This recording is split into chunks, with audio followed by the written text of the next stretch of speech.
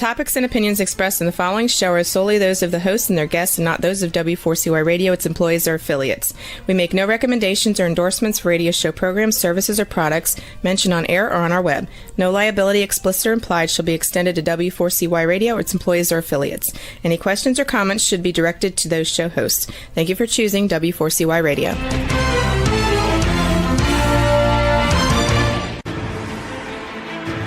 What's working on purpose anyway? Each week, we ponder the answer to this question. People ache for meaning and purpose at work, to contribute their talents passionately and know their lives really matter.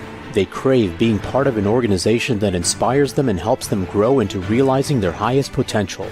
Business can be such a force for good in the world, elevating humanity. In our program, we provide guidance and inspiration to help usher in this world we all want, working on purpose. Now, here's your host, Dr. Elise Cortez.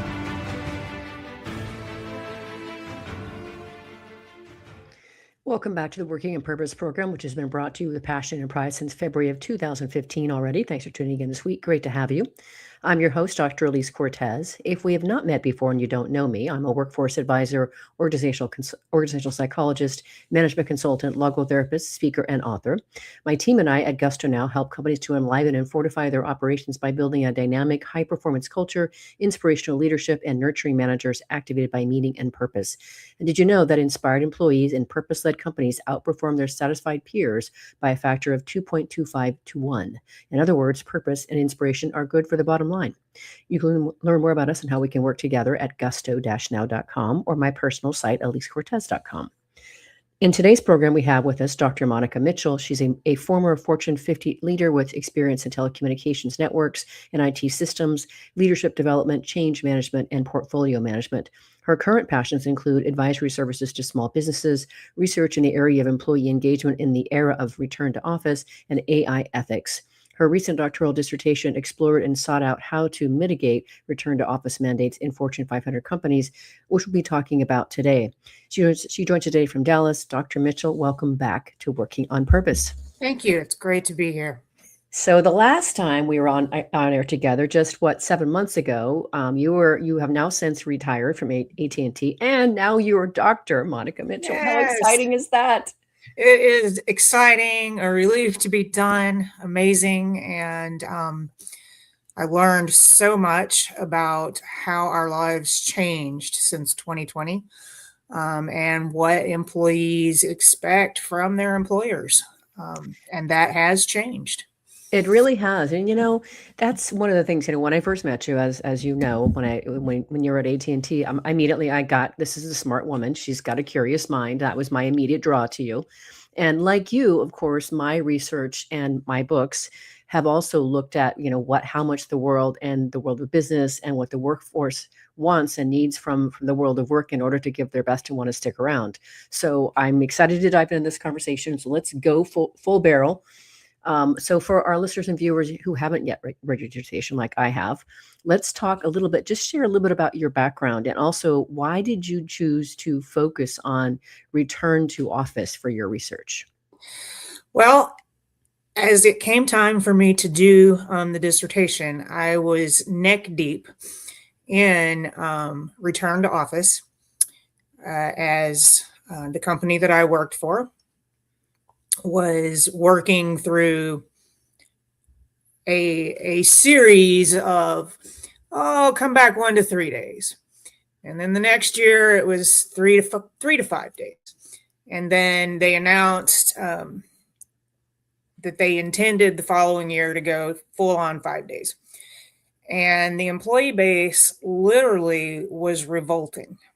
Mm-hmm. And being a Fortune 50 company, they had people in the boomer generation, lots of Gen X, lots of millennials, and they were bringing Gen Z in. And working across those generations, doing leadership development, employee engagements, I expected Gen Z to have pretty interesting opinions about that, because they came into the workforce expecting some flexibility. Millennials were having children and really needing flexibility. Mm-hmm. Gen X and boomers had been raised in corporate careers where you just did what you were told and you didn't ask questions, and even they were revolting. Yeah. And my curiosity was just piqued. Like, what happened that now all the generations are revolting? And we had coffee badging and, employees at Dell, it was making the news. They were told, if you don't do this, you won't be promotable. And vast majorities of them, it made the news, were like, fine, don't promote me. And so I had to ask myself, A, what changed? And B, is there something that leadership can do if they really feel like the company needs their people back in the office some number of days of the week that will make this palatable and re-engage the workforce? And so as my doctoral project, I wanted to examine what would in fact be some sort of middle ground where the company could get what they wanted, but employees wouldn't outright revolt. So my research questions were, why were employees feeling this way? And then what would make them more amenable to what management was asking? And I guess we'll get to some of those answers as we progress. Yeah. So listeners and viewers, so what we want to cover in this conversation is I want her to be able to talk about some of the case for telecommuting, which is really what we're talking about here, and why employees like it, why they were, of course, against the idea of having not having access to it. Why do employers not like it? What's the case against it? And then we definitely want to finish the conversation by talking about what would make it palatable, what would make this actually work for both parties. So that's what we're going to focus on here. So we learned, of course, during the pandemic that here we could be quite productive and efficient and get things done with telecommuting. So, and to your point, so much has changed since 2020. Nobody will ever forget where they were in March of 2020 when the world stopped, basically. So let's talk a little bit, just start there with this idea here that I know that there's such a connection to satisfaction when we can actually work from a telecommuting vantage point. So let's start there if we can. There certainly is satisfaction, but I think you do have to back up all the way to March of 2020 to realize what changed. Yeah. They ripped the workplace out from under us. And when we first went remote, I was doing online happy hours and online lunch to make my employees feel supported and not trapped in their houses, because we didn't know how to act when we couldn't go to the office. We literally weren't allowed to, right? And that lasted a good 6-8 months. And then they started saying, I don't really need that. I've adapted. Yeah. Yep. And then as we saw the percentage of people dying or getting, really, really sick and taking months to recover, I think what we saw, particularly in Gen Z and some of the older generations that had always just done what they were told, is a reevaluation of work-life balance and what are you willing to trade just for money? And they really re-examined their value structure. Whereas millennials and Gen Z had kind of come into the workforce reevaluating their value structure from the beginning. You had the older employees doing that as well. And so when return to office started, you now had an entire employee base questioning the old work structure. And what we found was they understood the employer could set the rules, but they wanted to return on their investment in getting to and from work and how much energy they put into it. And so they knew they could be productive at home. What was it really worth to be productive in the office? Yeah. One thing that became vastly clear to me and on my research and the various conversations I've had on this general topic is up until the pandemic, we really did center our whole lives around work. And that meant that wherever we worked was where we lived. It's where our kids went to school. It's where we found our friends. And after the pandemic, people moved, and you talk about this in your research too. People actually even moved in order to be around more of the people that they wanted to be around, or the circumstances in which they wanted to live. And so the workplace was no longer the center of people's lives. And I think Right. that's so important for our listeners and viewers and leaders to understand. They're really having trouble letting go of that. They are. And, I think we also forget that because people were working from home, childcare centers began to shut down. They didn't have customers. Mm-hmm. Well, they didn't start back up, not all of them. Mm-hmm. And so when business leaders announced return to office, sometimes literally with no notice, there were nowhere for those kids to go. Yeah. Or the few places that were open could charge twice as much. Right. Well, we didn't give big enough raises to cover twice as much Right. in childcare. Right. Right. So, well, let's talk a little bit about what you found. So, there's some of your findings. Of course, there's three things, of course, that I want to talk about here that really relate to what's the employee's perspective on the matter of return to office. There's a couple that I want to get to that's going to speak to what can we do to mitigate and create a place where, or a medium for return to office. So I know that we already know that one of the things that you found was, of course, that the return to office mandate, of course, decreased employees' autonomy and their trust. Let's talk a little bit about that finding. So most companies who declared return to office said it's about collaboration and training the next generation. But a lot of them didn't put the right parameters around the return to office structure. So if you announced 1 to 3 days, but you didn't have people in on the same days, then your younger employees weren't going to get mentoring because they would show up and sit alone. Mm-hmm. And your older employees would show up and there was no one to mentor. And so they're like, why am I here? Yeah. Mm-hmm. A lot of companies sold off real estate. And so if everybody did come in on the same day, there weren't enough chairs, which frustrates people. Yeah. Downtown businesses had closed due to no customers. And so there wasn't enough places to park, not enough places to eat. And employees found that experience to be very frustrating.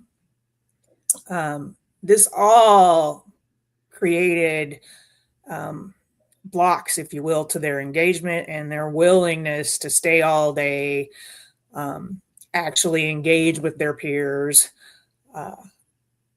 And all of that eventually also impacts productivity. So if we thought we lost productivity just from the commute, we were so wrong. Mm.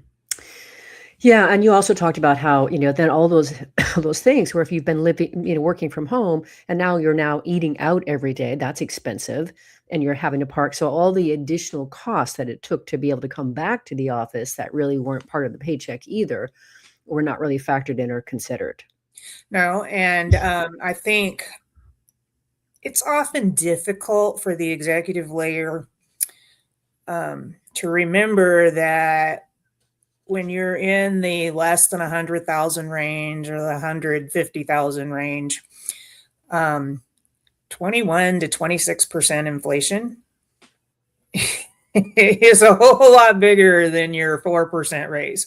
Yeah. That was one of your findings, was that it did increase the employees' cost burdens. And I think that's so important to understand. So that was one of the other things. And so then the other thing too that you talked about in your findings that I thought was really interesting was that the mandates negatively impacted mental health and work-life balance. Yes. One of the things that happened with work from home is because people weren't in the office, they would walk on their lunch hour, walk the dog, take conference calls going up and down the sidewalk. Right. All kinds of things. Going back into the office, one of my respondents said they gained 25 pounds because they were eating out instead of healthy meals at home, and they had lost the time for their workout, and all of that, starts to add up. One mentioned that they were getting sick 2 to 3 more times a year, and it was costing them medical expenses to recover because of extra drugs or whatever. And maybe they were, immunocompromised or whatever. And so there are those problems, both mental health and physical health, that are happening, cramming people into more crowded spaces. Yeah, for sure. One of your other themes that you found that I thought was kind of interesting was that attitudes toward the return to office mandates were mixed yet pragmatic. Can you say more about that? Yeah, and most employees said, "Look, I get that if the company wants to be in person, I can choose to work there or not. I get that, and I'm willing to make that choice." Based on, whatever's available in my city, or the fact that I'm nearing retirement, or, whatever my deal is. But I would like to feel like they told me the truth about why I'm coming back. Don't tell me it's collaboration if there isn't a seat for my whole team. Right. Right. Don't ask me to bear all the cost. Make it worth my while. So can I get promoted? Will you give me some financial incentive to do this? And can I still have flexibility to take care of my kid's doctor's appointment?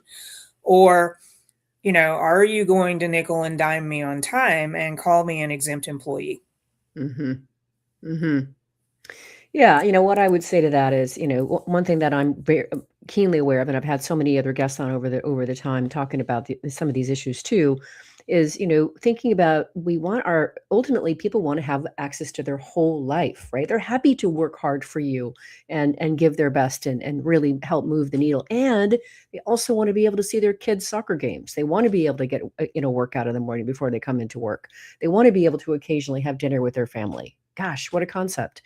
And so, I saw people during the pandemic, the whole parades of caravans of people reconnecting, neighbors, adults sipping on something, the kids happily pedaling along on their cycles, the dogs happily joining along. And it was this beautiful reconnection that you never saw before until the pandemic.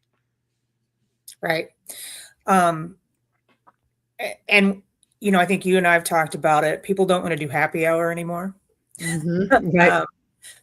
They miss that connection to their neighborhoods that previously I don't know that we knew we could have. But things changed. People reevaluated life priorities. And again, at work, they want to be respected, valued, but let to have that other part of their life that we rediscovered in the last Exactly. Yeah. And what I've said in one of my books is, we can't put the genie back in the bottle. People have made this realization, this discovery, this evolution has happened. We can't go back in time. We can't go back into the annals of history. So anyway, I am so delighted to have you on to talk about this because I think it's so important. And we're going to grab our break here next, so our listeners and viewers can kind of think about what has been important for them about a return to office if they're dealing with it now. Why is flexibility and telecommuting important to them? Because after the break, we want to talk about why employers don't like it and what they're trying to be able to get out of the situation. So let's grab that first break. I'm your host, Dr. Elise Cortez. We've been on the air with Dr. Monica Mitchell. She's a former Fortune 50 leader with experience in telecommunications networks and IT systems, leadership development, change management, and portfolio management. Her current passions today include advisory services to small businesses, research in the area of employee engagement in the era of return to office, and AI ethics. We'll be right back.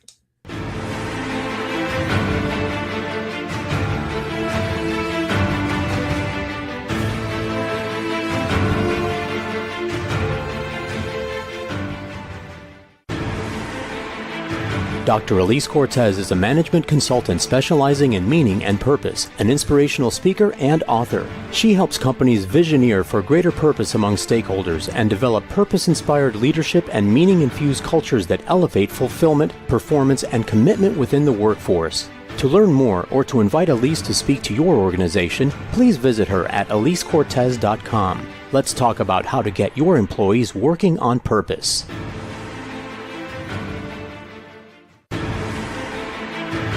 This is Working on Purpose with Dr. Elise Cortez. To reach our program today or to open a conversation with Elise, send an email to Elise, A-L-I-S-E, at elisecortez.com. Now, back to Working on Purpose.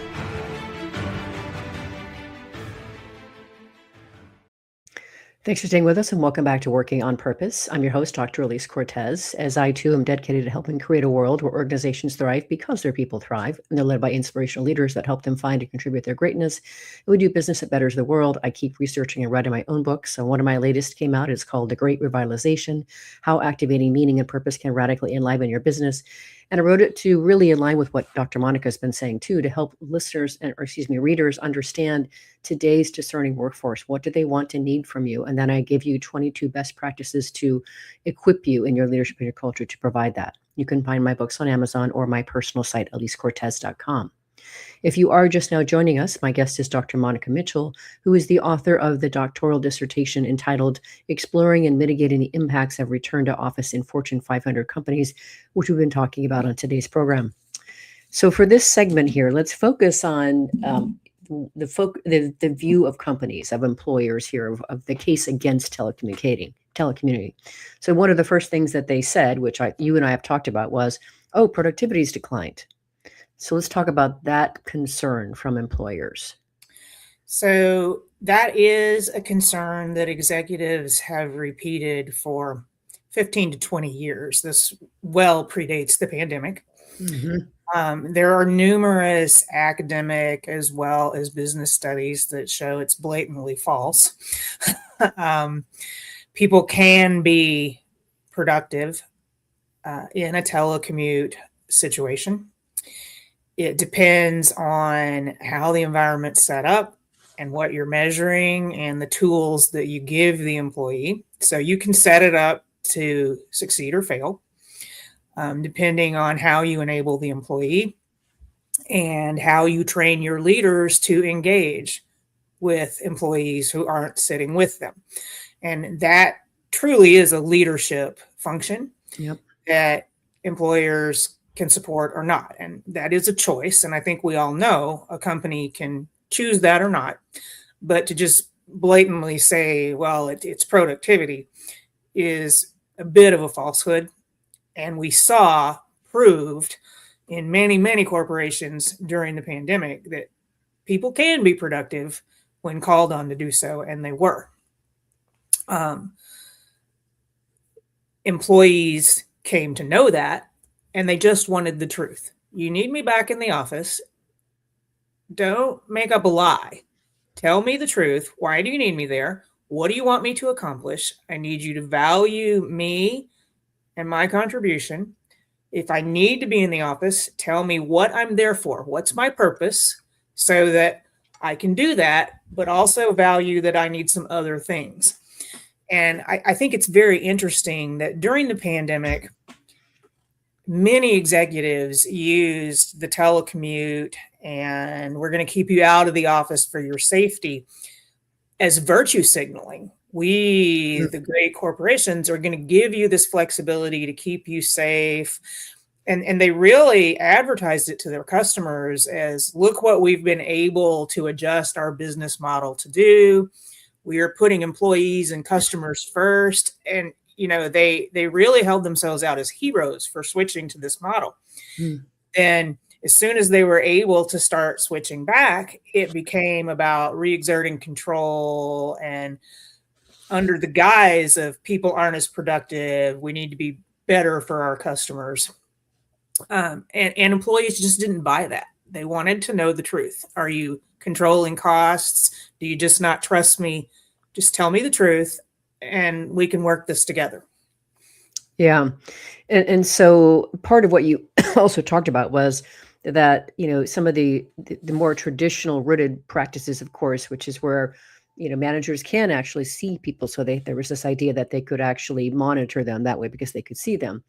And that's of course, managing by presence instead of actually by productivity.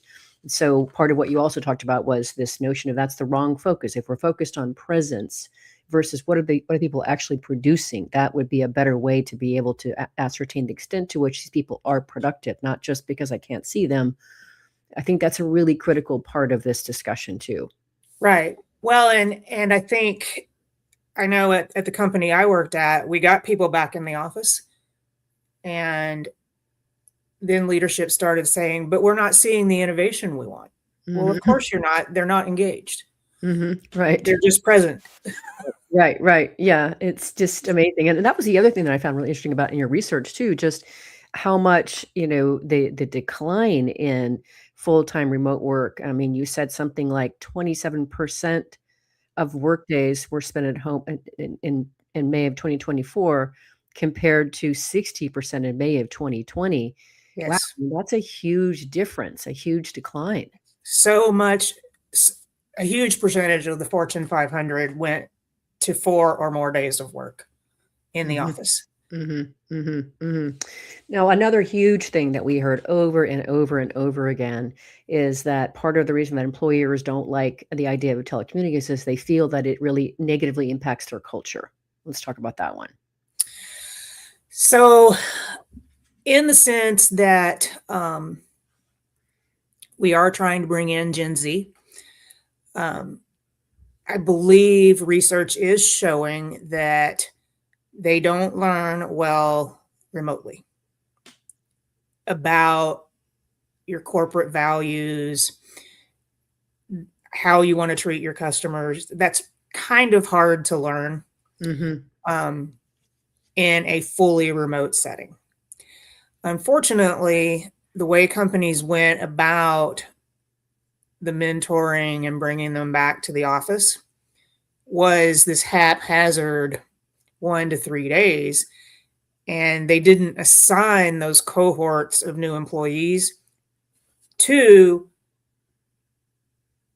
older mentors who were to be in the office the same day.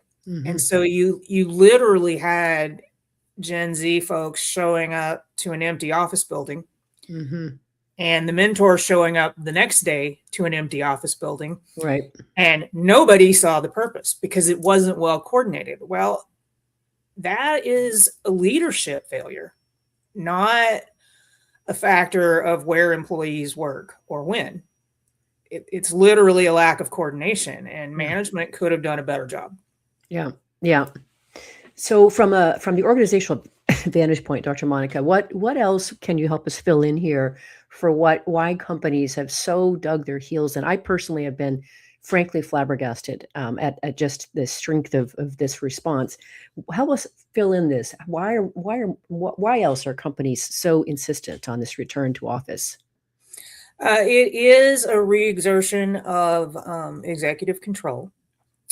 It is a need to address the mentoring of Gen Z, but a fundamental lack of understanding. They don't want to be in the office 5 days a week either. They want and value flexibility, but the days they are in, they want planned mentoring and knowing that what they're doing there is going to help build the skills they need for the future, not just checking a box to be there.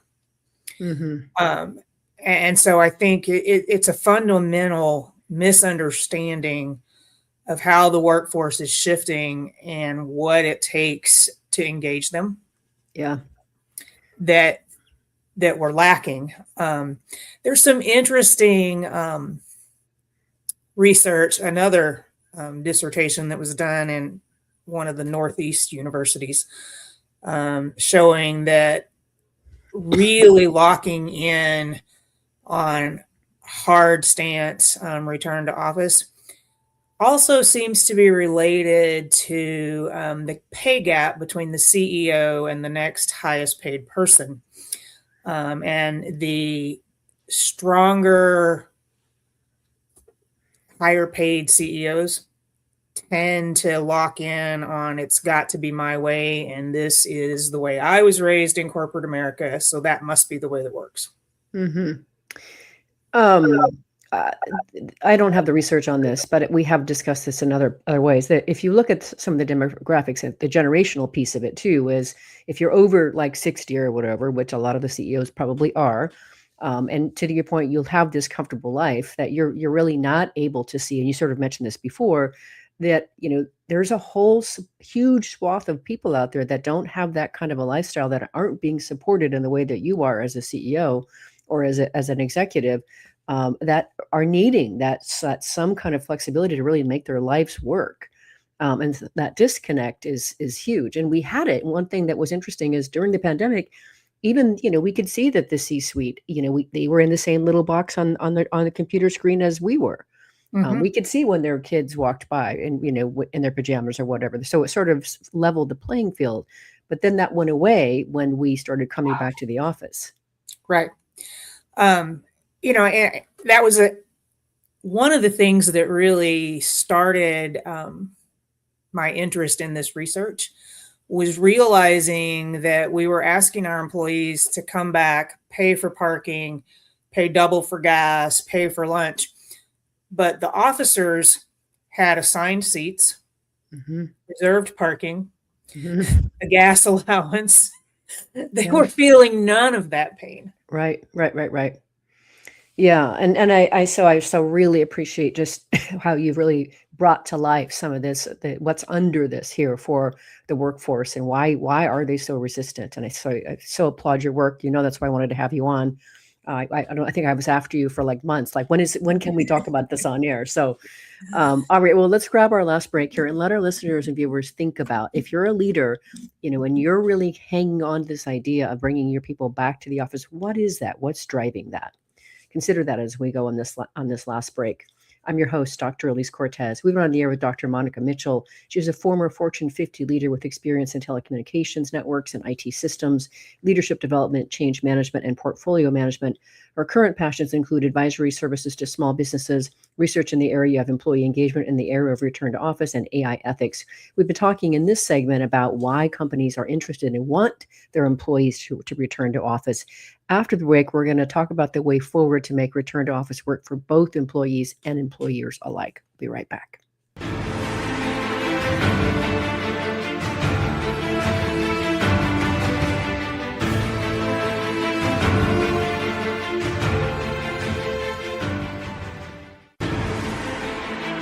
Dr. Elise Cortez is a management consultant specializing in meaning and purpose, an inspirational speaker and author. She helps companies visioneer for greater purpose among stakeholders and develop purpose-inspired leadership and meaning-infused cultures that elevate fulfillment, performance, and commitment within the workforce. To learn more or to invite Elise to speak to your organization, please visit her at elisecortez.com. Let's talk about how to get your employees working on purpose.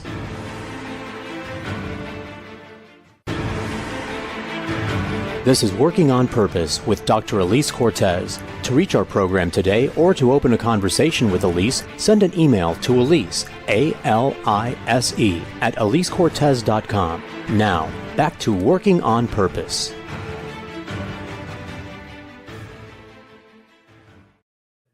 Thanks for staying with us and welcome back to Working on Purpose. I'm your host, Dr. Elise Cortez. As you know by now, this program is dedicated to empowering and inspiring you along your journey to realize more of your potential.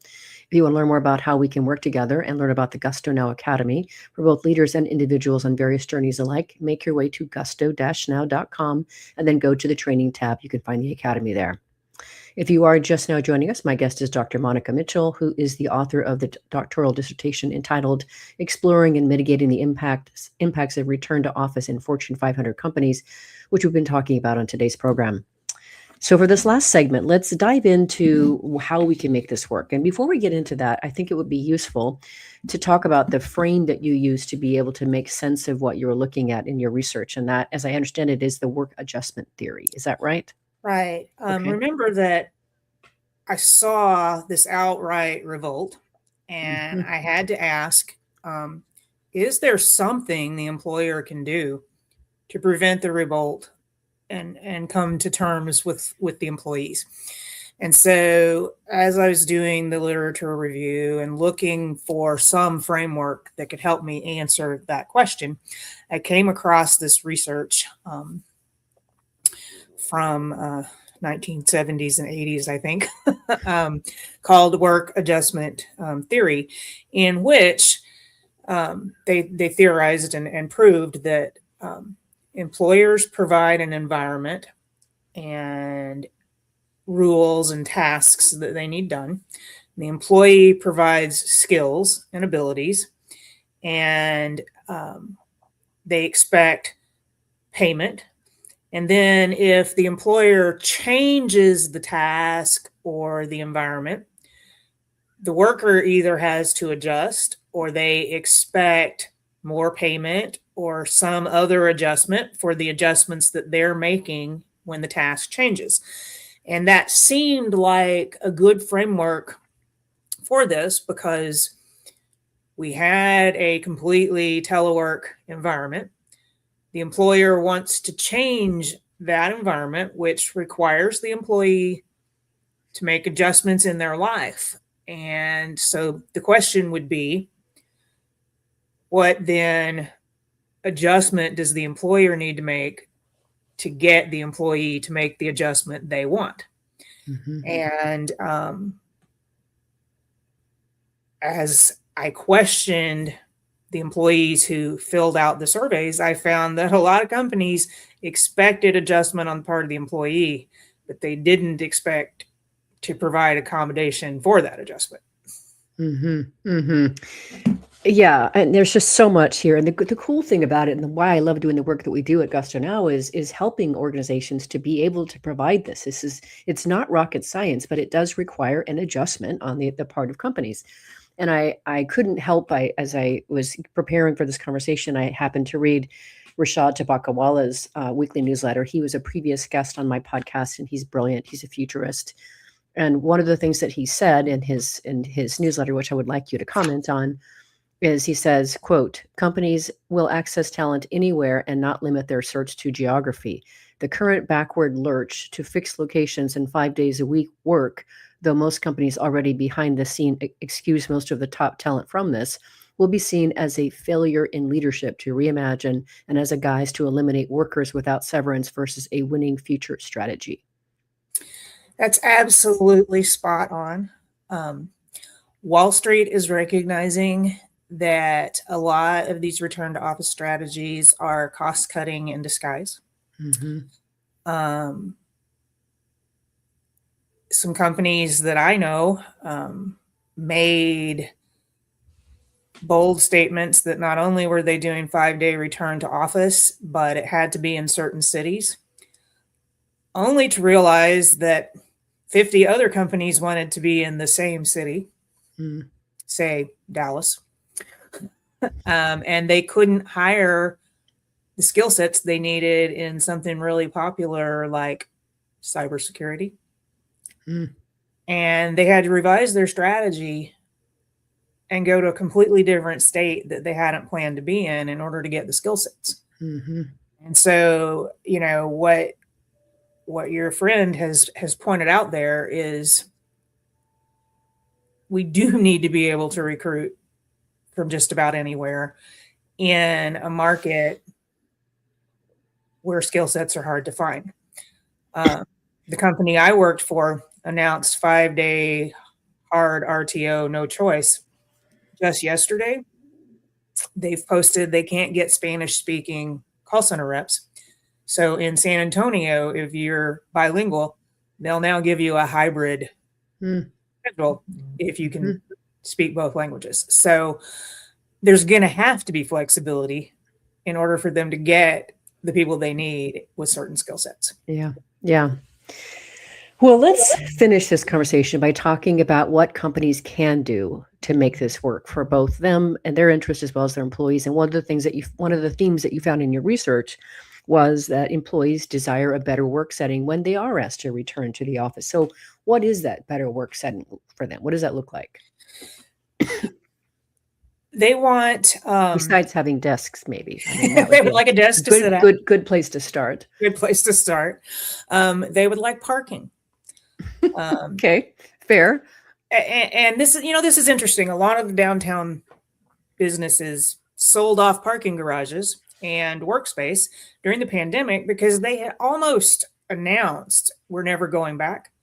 So it made sense to get rid of space you weren't using. It helped the bottom line. Then they decided to go back, but they didn't count the employee to seat ratio, or they assumed they could make everybody come back, but there would still be a number of people off every day, similar to the flexible workspace percentages. But that's not true if you're having everyone come back. And what they ended up with was people fighting over parking places, fighting over desks. Teams couldn't sit together. Well, that's not going to get you collaboration. Right.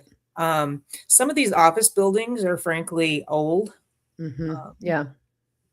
1970s, not updated. Yeah. And maybe people put up with that in 2019 because we didn't know better. But when you upgraded your own office space at home and your kitchen was around the corner and you could eat what you wanted for lunch, and now you're suddenly asked to go where the facilities aren't as good. You can't get a desk. You can't have 3 monitors if that's what you had at home.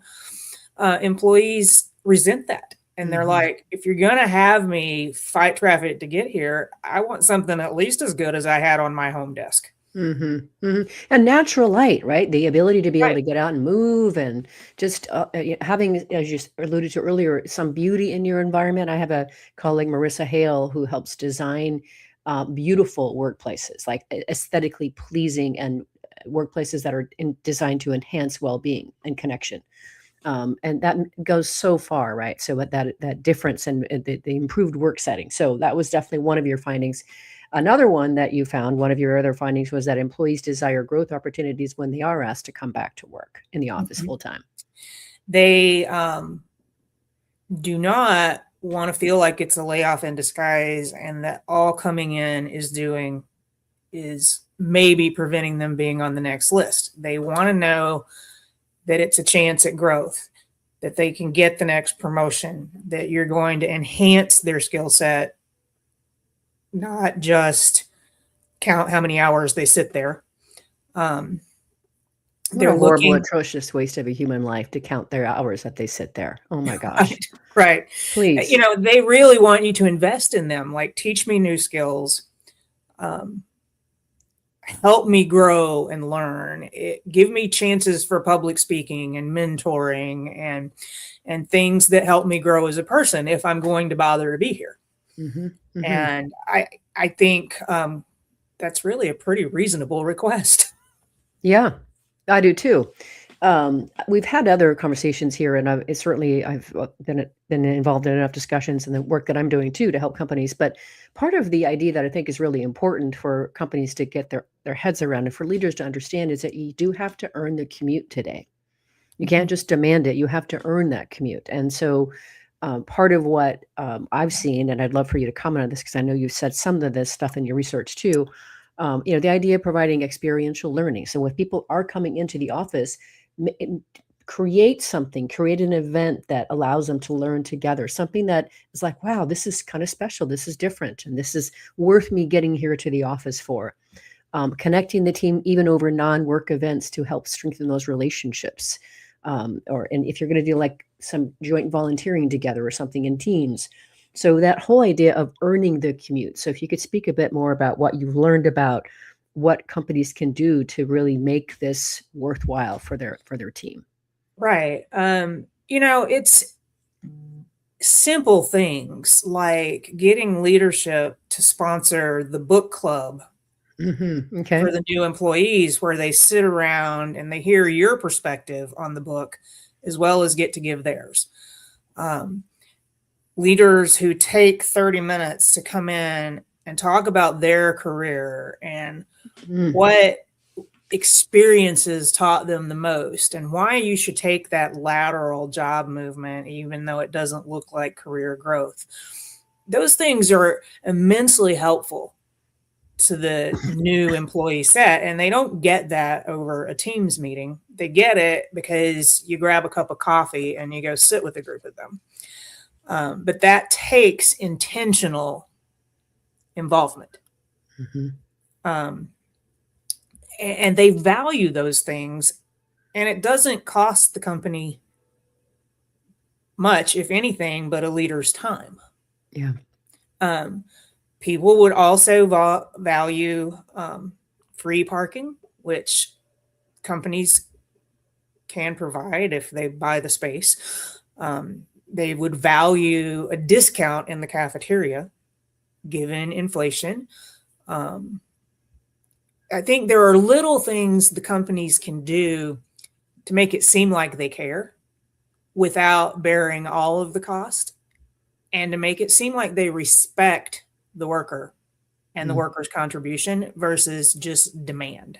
Yeah. Yeah. What about the idea of providing the food? I mean, I know when I had Adrian Court on on the podcast several years ago, I forget which company she worked for, but part of what they did is they did provide lunch for everybody, and it was a way for people to break bread together and connect and such. What about that idea of actually providing food? I think to do that on an occasional basis makes a lot of sense. I don't even know that the Amazons and Googles will continue doing that with the recent legislation that is removing it as a expensable item. Oh, wow. Okay. Yeah. So Wow. I don't think we're going to see a big trend where corporations do it every day because it's going to be no longer expensable. But it is the same as training and investment in the work environment and your employees and camaraderie that to some degree is worth what you spend on it. Mm-hmm. Yeah. To get that engagement between leadership and employees and employee teams. Mm-hmm. You know, one of the certainly I know you're aware is one of the major concerns that executives have, of course, is the need for upskilling, especially in this age as we're embracing AI and automation. And so it seems to me that if we can provide ongoing a reason, you know, for another great reason somebody to come to the office would be if we're going to provide you with some training or some, you know, new ways to be able to level up your skills. I mean, that seems like would be another good reason to want to bring people in. A lot of people say, if you want me to come in, feed me. Yeah. Feed my mind or feed my stomach, one of the two. Yeah, one of the two. Yeah. Well, I'm an organizational psychologist, as you know, Monica, because I believe in the wonder, the glory, the power of work in our lives as a place to be able to realize our potential, to be able to make a contribution that we feel good about, that we are proud of as we look back on our lives, that we make relationships. I met you through the world of work. So I believe in this. I want this to work. And for when we go into this whole posture of I command you to come and do this, now we lose that whole idea of that we're opting into this relationship. It is mutually respectful, mutually rewarding. And so any other thoughts on what else companies can do to really make this work for everyone? So I gave this some thought because you had, said you kind of wanted to end on that note. And I think we have to realize COVID changed the rules of the game. Mm-hmm. And we don't have to like that. Right. Right. We do have to live with it. And the same old leadership will not get the same results anymore. The same old tired buildings and perks won't get the same engagement that we used to get. And we are facing a world in which China wants to win the AI war. We don't make all of the products that we need at home anymore. We have to get better at this, or our economy will not survive. So leaders need to step up and figure this out. Well, part of what I would say to that, and of course, this is part, a big part of what we do at Gusto now. So, I mean, I can't help but not say this is that it's really fundamental that leaders are upgrading their own operating system, their own capacity to make sense of all this change and chaos and how they're contributing, relating to their employees and how they are, motivating and inspiring them to come along the journey with them. And what I'm discovering, what I see is that so many organizations are not investing in that themselves. So the operating engine of the whole organization, that is the executive leadership team itself, isn't elevating into today's times either. And that's a really important place to start. That's absolutely fundamentally true. We still operate in, we can mandate it, and we keep forgetting that at the heart of any change are these things called people. These pesky things that call these people. pesky things called people, and you have to make them want to do it. Right. Well, I really appreciate knowing you, and I needed you to come on and share this because I think it's so critical for leaders to understand how this is actually jeopardizing the very success of what they're trying to put forth. So Dr. Monica Mitchell, it's so wonderful to be able to call you doctor now. Thank you again for coming back on Working on Purpose. I can't wait to see what you do to help companies elevate what they're out there doing to help support their team. Thank you for having me. This has been a blast. So welcome. Always more to come. Listeners and viewers, you're going to want to learn more about Dr. Monica Mitchell and stay connected to her, see what she's doing with her advisory services that she's offering to small businesses, the research that she has been doing around employee engagement in the era of return to office, and of course, AI ethics. The best place to really connect her, to find her, is on LinkedIn. So you will find her by her full name. So it's Monica Browning Mitchell. So Monica Browning, Browning Mitchell. Last week, if you missed the live show, you can always catch it via recorded podcast. We were on the air with Dr. Stephen Post, who found his purpose and passion early in life as an educator in the medical field. We talked about his latest book, Pure Unlimited Love, Science and the 7 Paths to Inner Peace. In today's crazy, chaotic times, helping leaders, or any of us for that matter, was exactly in order. And Dr. Post gave us some tremendous insights to his longstanding research and practice on the matter. Next week, we'll be on the air with Pete Behrens talking about his book, Into the Fog, Leadership Stories from the Edge of Uncertainty. See you then. Let's continue leaning in to discover how to elevate your operating system as a leader, become more inspirational, and create destination workplaces where legendary business takes place. Let's work on purpose. We hope you've enjoyed this week's program. Be sure to tune into Working on Purpose, featuring your host, Dr. Elise Cortez, each week on W4CY. Together, we'll create a world where business operates conscientiously, leadership inspires impassioned performance, and employees are fulfilled in work that provides the meaning and purpose they crave. See you there. Let's work on purpose.